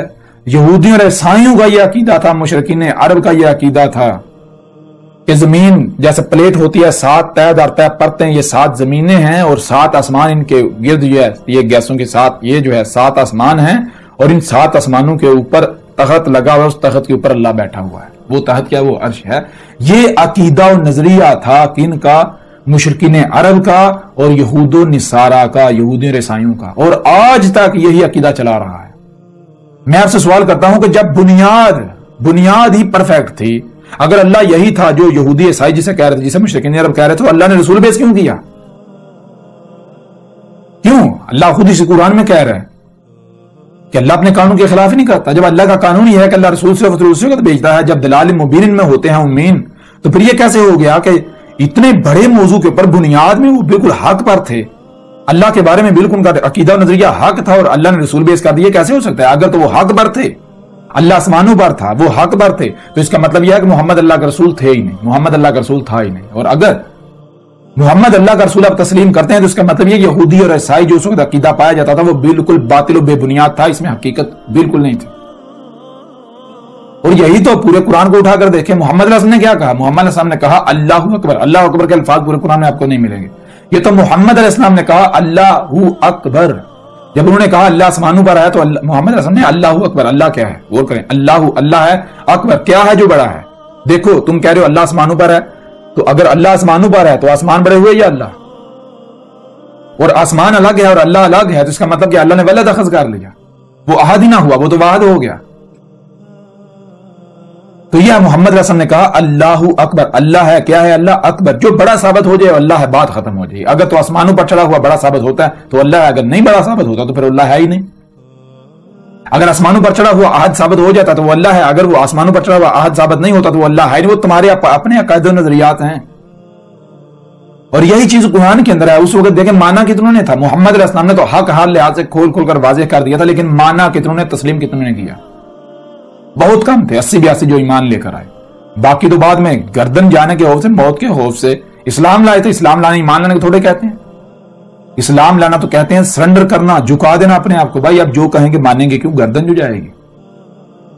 ایمان لانا کہتے ہیں دل سے تسلیم کرنا، تو دل سے تسلیم کرنے والے تو 80-82 تھے، باقی تو سارے اسلام لائے تھے، سرنڈر کیا تھا۔ محمد علیہ السلام کی دعوت کو تھوڑی مانا تھا۔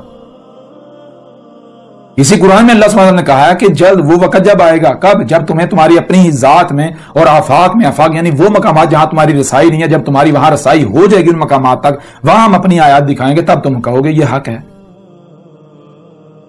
تب تمہیں پتا چلے گا آسمانوں پر چڑھا ہوا کوئی اللہ واللہ نہیں ہے، یہ تمہارے اپنے دماغوں کی اختراع ہے۔ تو یہ ہے اس وقت کسی نے نہیں مانا تھا۔ یہ آج جو اپنے آپ کو مسلمان کہلواتے ہیں، اللہ اوپر آسمانوں پر ہے، اللہ اوپر آسمانوں پر ہے، یہ کون لوگ ہیں؟ یہ وہی مشرکین عرب، آباء و اجداد نسل در نسل چلتے آ رہے۔ یہ اس وقت ان کے نہ آباء و اجداد ایمان لائے تھے، نہ بعد میں یہ لے کر آئے، انہوں نے وہ فکر بھی نہیں کیا۔ جیسے وہ اندھو کی طرح اپنے آباء و اجداد کے پیچھے چلتے رہے، یہ بھی اندھو کی طرح اپنے آباء و اجداد کی طرح جو نسل در نسل آ رہا ہے اسی کے پیچھے چل رہے ہیں، اندھو کی طرح دوڑ رہے ہیں، پتہ ہی نہیں کسی چیز کا۔ تو بہرحال چیز یہ ہے کہ محمد علیہ السلام کو جب اللہ نے بیس کیا، اگر تو یہود و نصارہ، یہودی عیسائی اور مشرکین عرب اپنے دعوے میں سچے تھے، ان کا یہ نظریہ حق تھا کہ اللہ الگ، کائنات سے الگ اوپر آسمانوں پر ہے، تو پھر بلا شک و شبہ محمد اللہ کے رسول تھے ہی نہیں۔ اور اگر محمد اللہ کے رسول تھے تو پھر اس کا مطلب کیا؟ اس کا مطلب بالکل واضح ہے کہ یہودیوں اور عیسائیوں کا جو اللہ کے بارے میں عقیدہ نظریہ تھا بالکل جھوٹا، بے بنیاد تھا، کلعدم تھا، اس کا کوئی وجود تھا نہیں، ان کی اپنی دماغوں کی اختراع تھی۔ یہی تو پورے قرآن میں بیان کیا گیا۔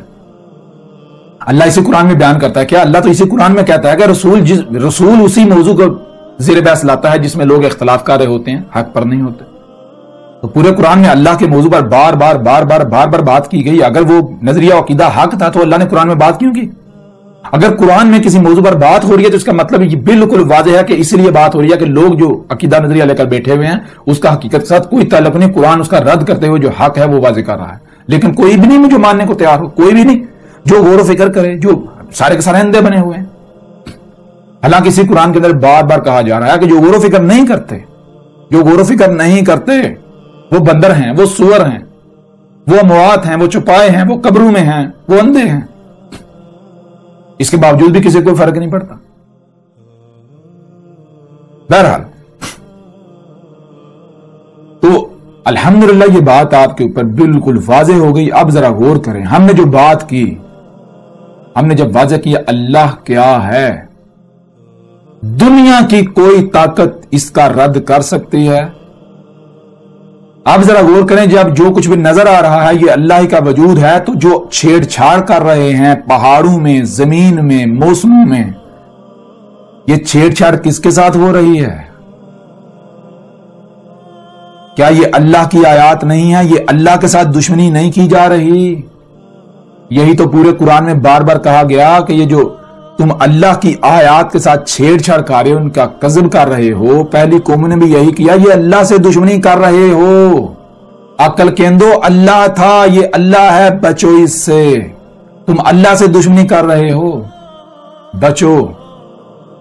لیکن کوئی بھی نہیں، یہ ہے نہیں جو سننے کو تیار ہو۔ اب ذرا غور کریں، ہم نے جب اللہ کیا ہے واضح کر دیا تو یہی بات سورہ الحدید میں دیکھیں۔ سورہ الحدید میں کیا ہے؟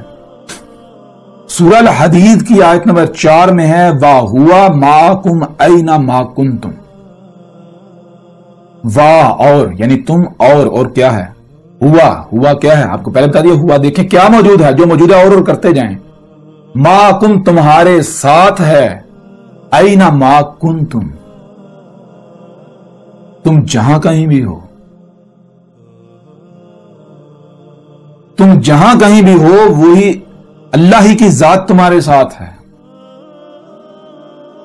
اب آپ ذرا خود غور کریں، آپ سمندروں میں چلے جائیں تو وہاں کون ہے جو ساتھ ہے آپ کے؟ سمندری مخلوقات، تو وہ کیا ہے؟ ہوا کے اندر آئے گا یا نہیں؟ فضاؤں میں چلے جائیں، آپ کے علاوہ کون ہے؟ یہی وجود ہے یا نہیں؟ کہیں پر بھی چلے جائیں تو جو وجود وہاں آپ کے ساتھ موجود ہے وہ اللہ کی ذات ہے۔ اس سے بھی واضح کچھ ہو سکتا ہے؟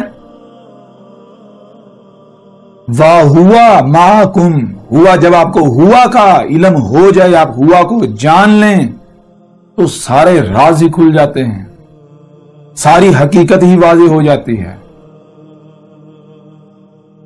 پھر اسی طرح آپ دیکھتے ہیں اللہ کے اسماء ہیں، اسماء کے ہیں المومن، یا اس کی طرف بعد میں آتے ہیں الرقیب۔ الرقیب کے معنی کیا ہے؟ رقیب تو رقب سے رقب کہتے ہیں کہ جہاں موجود ہے وہاں دیکھیں دوسرا جو موجود ہے، اللہ رقیب ہے، یعنی اب جہاں بھی چلے جائیں، اب سمندروں میں چلے جائیں وہاں دیکھیں آپ کے علاوہ دوسرا کون ہے جو آپ کو دوسرا نظر آئے گا، وہ اللہ کی ذات نظر آئے گی۔ پہاڑوں میں چلے جائیں، پہاڑوں کی گہرائیوں میں، زمین کی گہرائیوں میں، فضاؤں میں، کائنات، کہیں بھی چلے جائیں، جہاں بھی چلے جائیں وہاں دیکھیں آپ کے علاوہ دوسرا کون ہے، تو جو آپ کے علاوہ دوسرا ہوگا وہ اللہ ہے، اللہ کی ذات ہے الرقیب۔ تو ذرا غور کریں، اب جہاں بھی چلے جائیں وہاں دوسرا کون ہے؟ کیا یہی وجود نہیں ہے ہوا؟ تو پھر اللہ کیا ہوا؟ اللہ کی ذات کیا ہوئی؟ پھر بھی کوئی ماننے کو تیار نہیں۔ اب اس سے دیکھیں، اب جو سورہ الحدید کی آیت نمبر 3 کے اندر ہے ہوا الاول، یا ہوا الاول والآخر والظاہر والباطن وہوا بکل شیء علیم۔ ہوا اول ہے، آخر ہے، ظاہر ہے، باطن ہے۔ ہوا، جب آپ کو ہوا کا پتہ چل گیا تو ہوا کیا ہے؟ الاول، اول اور آخر اور ظاہر اور باطن، اور پیچھے رہ کیا گیا؟ اس سے بھی واضح کچھ ہو سکتا ہے کیا؟ اس سے بھی واضح کچھ ہو سکتا ہے؟ ہوا الاول والآخر والظاہر والباطن، اس سے واضح کچھ ہو سکتا ہے؟ اب بھی اگر کوئی تعویلات کرے، کوئی اپنے آباء و اجداد کے عقیدوں کے نظریوں کے پیچھے چلے تو اس کی مت ماری ہوئی ہے، عقل معاف ہے اس کی، بیوقوف اور جاہل ہے، وہ اندھا ہے۔ وہ یہی کہہ رہا کہ نہیں میں غور و فکر نہیں کروں گا، میں تو اندھوں کی طرح اپنے آباء و اجداد کے پیچھے چلوں گا، وہی کروں گا جو میرے آباء و اجداد نے کیا۔ क्या इससे वाज़ेह कुछ हो सकता है? हुआ अल-अव्वल वल आखिर वल ज़ाहिर वल बातिन, इससे वाज़ेह कुछ हो सकता है?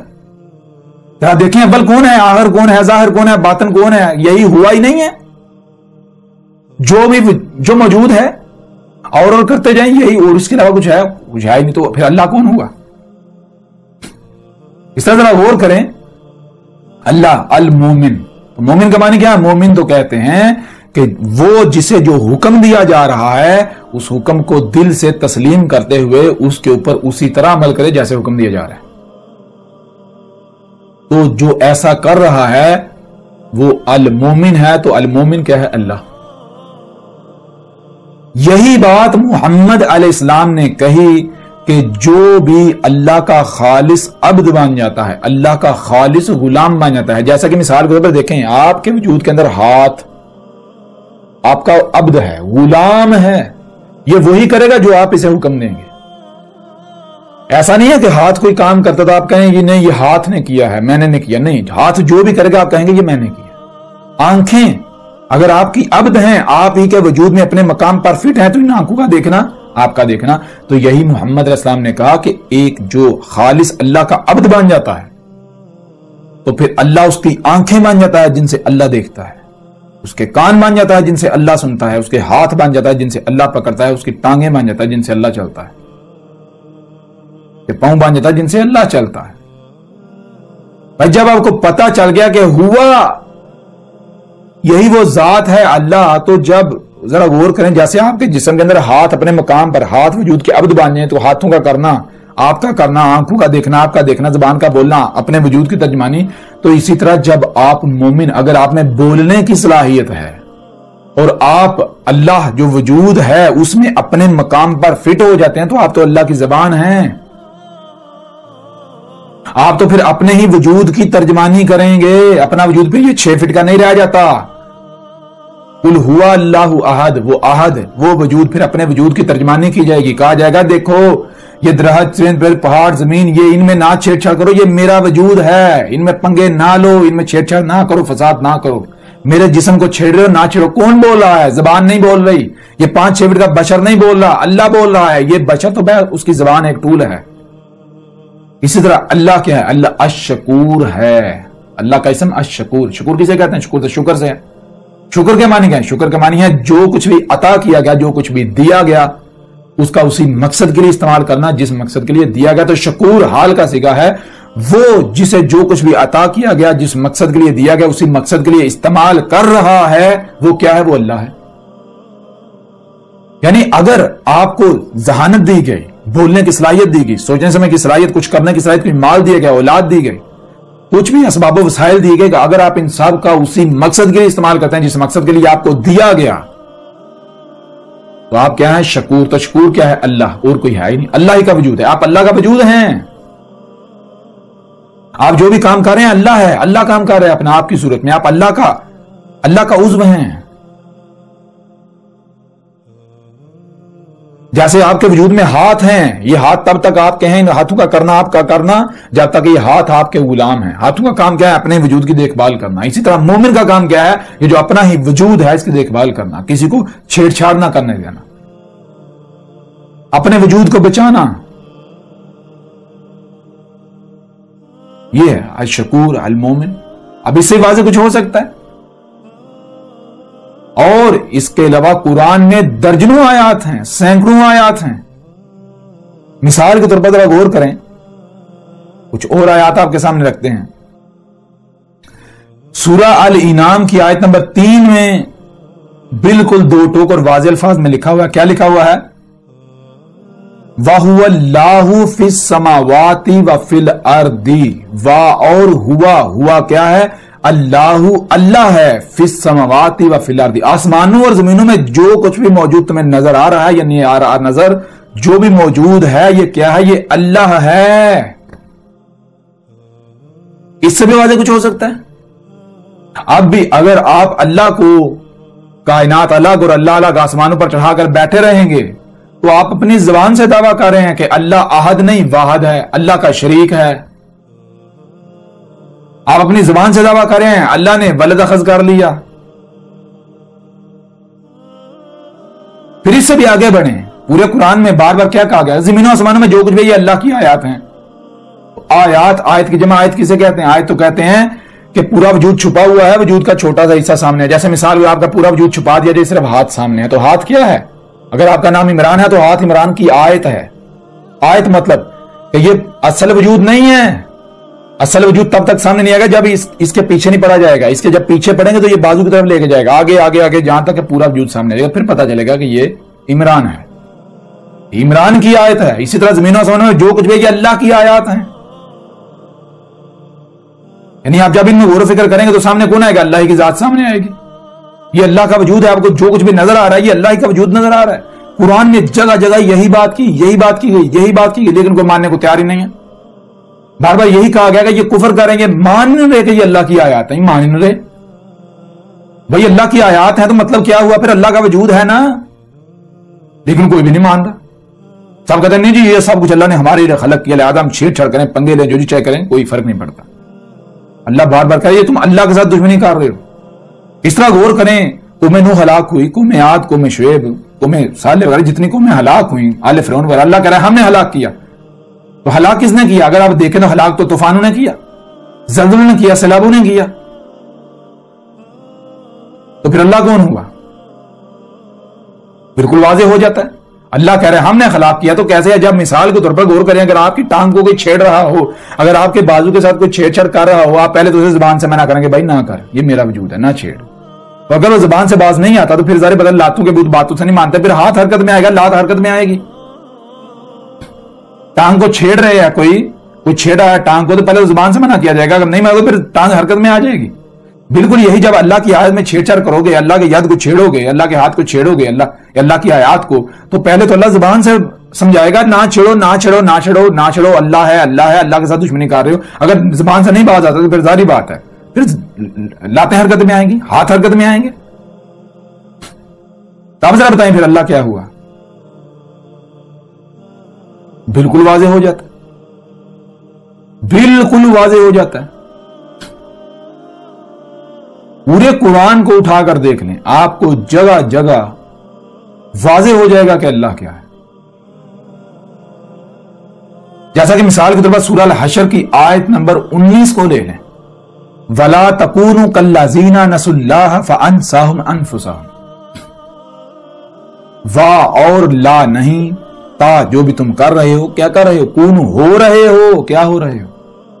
کالذین ان لوگوں کی طرح ہو رہے ہو، نسو جو بھولے کے بھولے ہی رہ رہے ہیں. حالانکہ جو بھول چکے تھے اسے یاد کرنا ہے، لیکن بھولے کے بھولے ہی رہ رہے ہیں. تو کیا تھا جو بھلا دیا گیا تھا جی جسے یاد کرنا، جسے بھولے کے بھولے ہی رہ رہے ہیں؟ اللہ تھا. اور آگے دیکھیں، فا پس آ کیا نساہم، فانساہم پس کیا ہے جس کو تم جو اس وقت موجود ہو بھولے کے بھولے ہی رہ رہے ہو، جو تمہیں بلا دیا گیا تھا. انفسہم تمہاری اپنی ہی ذات، اپنی ہی ذات کو بھولے ہوئے ہو. تو اپنی ذات کیا نکلی؟ پیچھے کہا جا رہا ہے کہ جو تمہیں بلا دیا گیا تھا اللہ، آگے کہا جا رہا ہے جو تمہیں بلا دیا گیا تھا وہ تمہاری اپنی ذات ہے. تو اپنی ذات کیا نکلی؟ اللہ. یہ وہ وجہ ہے جس وجہ سے اللہ نے پورے قرآن میں کسی رسول کو انسان نہیں کہا. اللہ مومن کو انسان نہیں کہتا. کیوں نہیں کہتا؟ اسی وجہ سے نہیں کہتا. بھائی انسان اللہ کی ضد ہے، اللہ ہے یا انسان. انسان کا مطلب انسان کا معنی ہے اپنے ہی آپ کو بھولا ہوا. مثال کے طور پر آپ سے سوال کیا جائے کہ آپ کون ہو، تو آپ کہیں گے میں تمہارے سامنے کھڑا ہوں، یہ 5-6 فٹ کا جسم. پھر آپ سے سوال کیا جائے، مثال کو پوچھا جائے کہ یہ کیا ہے جی، یہ انگلی ہے کس کی؟ میری. یہ کیا ہاتھ ہے کس کا؟ میرا. یہ کیا ہے بازو کس کا؟ میرا. آپ یہ جواب دیتے جائیں گے یہاں تک کہ پورے وجود کے بارے میں سوال کیا، یہ کیا ہے جی جسم کس کا ہے جی؟ میرا. یعنی آپ کیا کہہ رہے ہیں میرا. آپ نے یہ نہیں کہا یہ میں ہوں. اگر آپ یہ بھی کہیں کہ میں ہوں پھر بھی سوال کھڑا ہو جائے گا تم کیسے ہو؟ جب یہ مٹی ہو جاتا پھر تم کہاں تھے، کہاں چلے جاتے ہو؟ جب یہ نہیں تھا پھر تم یہ میں کرنے والا کون تھا؟ بہرحال تو چیز یہ ہے کہ جب آپ کو پوچھا جائے کہ یہ وجود یہ کس کا ہے تو آپ کہتے ہیں میرا ہے. کیسے میرا ہے؟ جیسے مثال کے اگر آپ نے کوئی بکری خریدی، کوئی شے خریدی، آپ سے پوچھا جائے کس کی، آپ کہتے ہیں میری. اس کی ملکیت کا دعویٰ کرتے ہیں. تو کیا وہ آپ کا وجود ہو جاتا ہے؟ نہیں. جیسے آپ اس شے کی ملکیت کا دعویٰ کرتے ہیں بالکل اس طرح آپ اس وجود کی، یہ 5-6 فٹ کا وجود ہے، اس کی ملکیت کا دعویٰ کر رہے ہیں یہ میرا ہے. اس کا مطلب کیا ہے؟ اس کا مطلب یہ ہے یہ آپ کا ہے، یہ آپ نہیں ہو. اب آپ سے سوال کیا جائے کہ آپ کون ہو؟ وہ کون ہے جو میں کر رہا ہے، جو میرا کر رہا ہے؟ وہ کون ہے جو اس وجود میں آنے سے پہلے کہاں تھا، کیا تھا، بعد میں کہاں جائے گا، کیا وہ کون ہے؟ تم کون ہو؟ تو آپ کے پاس کوئی جواب نہیں ہوگا، آپ اپنے ہی آپ کو بھولے ہوئے ہیں۔ یہ لفظ انسان کے معنی ہے وہ جو اپنے ہی آپ کو کمپلیٹلی مکمل بھولا ہوا ہے۔ اور اپنا آپ کیا ہے؟ اپنا آپ اللہ، وہ وجود ہے، اللہ ہے اپنی ذات۔ اپنے وجود کو بھول کر یہ 5 فٹ کے 5-6 فٹ کے ایک عضو کو، پرزے کو اپنا آپ سمجھ کر تو اپنے وجود کو چھیڑ چھاڑ کی جا رہی ہے، اپنے وجود کے ساتھ دشمنی کی جا رہی ہے۔ واہ سبحان اللہ، کیا بات ہے! بالکل ایسے جیسے مثال کے طور پر ایک بادشاہ ہو، اس کے ایک عالی شان محل ہو اور اس کی یادداشت چلی جاتی ہے، وہ اپنے محل کے سامنے ایک جھونپڑا لگا کے بیٹھ جاتا ہے، اپنے آپ کو فقیر سمجھتا ہے۔ آپ اندر بادشاہ والی کوالٹیز تو ہیں، اور روزانہ صبح اٹھتا ہے، اس کو محل کے اوپر نظر پڑتی ہے تو اس کو تکلیف ہوتی ہے بڑی، بھائی میری جگی کے سامنے کس نے اتنا بڑا محل کھڑا کر دیا؟ ایک دن تیش میں آتا ہے، غصے میں آتا ہے، محل کو توڑ پھوڑ دیتا ہے، کوئی بھی نہیں سر ہوتا، کیوں؟ اس کا اپنا ہی ہے۔ اب جب توڑ رہا ہوتا ہے تو وہ اس کو نہیں پتا یہ میرا ہے، جب توڑ چکتا ہے پھر یادداشت واپس آتی ہے تو کیا سامنے آتا ہے؟ اپنا محل ہی توڑ دیا۔ تو بالکل اسی طرح اپنا جو وجود ہے، اپنی ہی ذات کو بھولے ہوئے ہیں۔ یہ 5-6 فٹ کا جو جسم ہے، اس کو اپنا آپ سمجھ کر اپنی ہی ذات کے ساتھ چھیڑ چھاڑ کر رہے ہیں، اپنی ہی ذات کے ساتھ دشمنی کر رہے ہیں، اپنے آپ کا ہی نہیں پتا۔ یہ وجہ ہے جس وجہ سے اللہ نے کسی رسول کو بھی انسان نہیں کہا۔ انسان کا مطلب ہے جو اپنے آپ کو بھولا ہوا ہے، اور جو انسان نہیں ہے وہ کیا ہے؟ وہ اللہ ہے۔ یہی تو وجہ ہے جو اللہ قرآن میں کہتا ہے کہ اللہ اور اس کے رسول میں فرق نہ کرو۔ فرق کسے کہتے ہیں؟ فرق کہتے ہیں الگ الگ کرنے کو۔ بھائی اللہ اور اس کا رسول ایک ہی ہے، یہ چیز ہے۔ کیسے؟ بالکل ایسے جیسے آپ کو بتایا کہ آپ کے وجود کے اندر زبان ہے، اس زبان کا بولنا اگر آپ پورا وجود چھپا دیں اور زبان سامنے ہے، زبان بول رہی ہے، تو کیا زبان بول رہی ہے؟ زبان کہہ رہی ہوگی مجھے بھوک لگی ہے، زبان کہہ رہی ہوگی میرے پاؤں کو نہ چھیڑو؟ نہیں، وجود بول رہا ہے۔ زبان تو ایک ٹول ہے، ایک عضو ہے جو اپنی ذمہ داری پوری کر رہی ہے، وجود کی ترجمانی کرنی، تو وجود کی ترجمانی کریے۔ بالکل اس طرح رسول جو ہوتے ہیں وہ اللہ کی زبان ہوتے ہیں، وہ اپنے وجود کی ترجمانی کرتے ہیں۔ رسول کی پہچان ہی یہی ہوتی ہے کہ دیکھو یہ جو بات کر رہا ہے کیا اپنے وجود کی بات کر رہا ہے، اپنے وجود کی ترجمانی کر رہا ہے۔ یہ وہ وجہ ہوتی ہے، وہ وجود بول رہا ہوتا ہے رسول کی صورت میں۔ اللہ بول رہا ہوتا ہے، جیسے مثال کو آپ کے پاؤں میں اگر درد ہو رہی ہے، کوئی پریشانی ہے، کوئی تکلیف ہو رہی ہے، تو کسی دوسرے کو تک پتہ نہیں چلے گا جب تک آپ اظہار نہیں کریں گے۔ اظہار کیسے کریں گے؟ زبان سے۔ زبان وجود کی ترجمانی کرے گی۔ بالکل اس طرح رسول اللہ کی زبان ہوتے ہیں، اللہ کی زبان جس کا کام ہوتا ہے اپنے وجود کی ترجمانی کرنا۔ اللہ بول رہا ہوتا ہے رسول کی زبان پر، کائنات کے انگ انگ میں، کہاں کہاں وجود میں، کہاں کہاں کیا ہو رہا ہے، کیسے کیا کیا، کیا ہو رہا، سارا نظام، یہ ہوتی ہیں چیزیں، اللہ بول رہا ہوتا ہے۔ اس وجہ سے رسول کی باتوں میں اختلاف نہیں ہوتا، تضاد نہیں ہوتا کہ ایک ہی موقع پر 2 ڈیفرنٹ باتیں کی جا رہی ہیں، یہ بھی اور یہ بھی، یہ کیسے؟ یہ دونوں ٹکرا رہی ہیں، ایسا نہیں ہوتا۔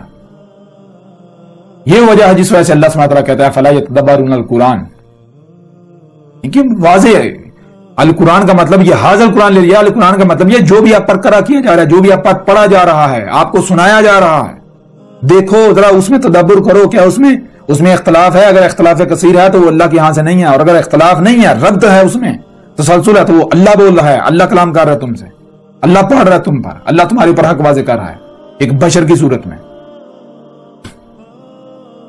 تو بہرحال یہ چیز ہے، جب آپ کو اللہ کا پتہ چل جائے گا، جب آپ کے اوپر اللہ واضح ہو گیا تو پھر کوئی سوال نہیں رہے گا۔ اب جب کہ واضح ہو گیا کہ اللہ کیا ہے، تو پھر ملحد ہوں یا مذہبی طبقہ ہو، دونوں کے دونوں کی زبان کٹ جائے گی، دونوں کے دونوں کی زبان کٹ گئی۔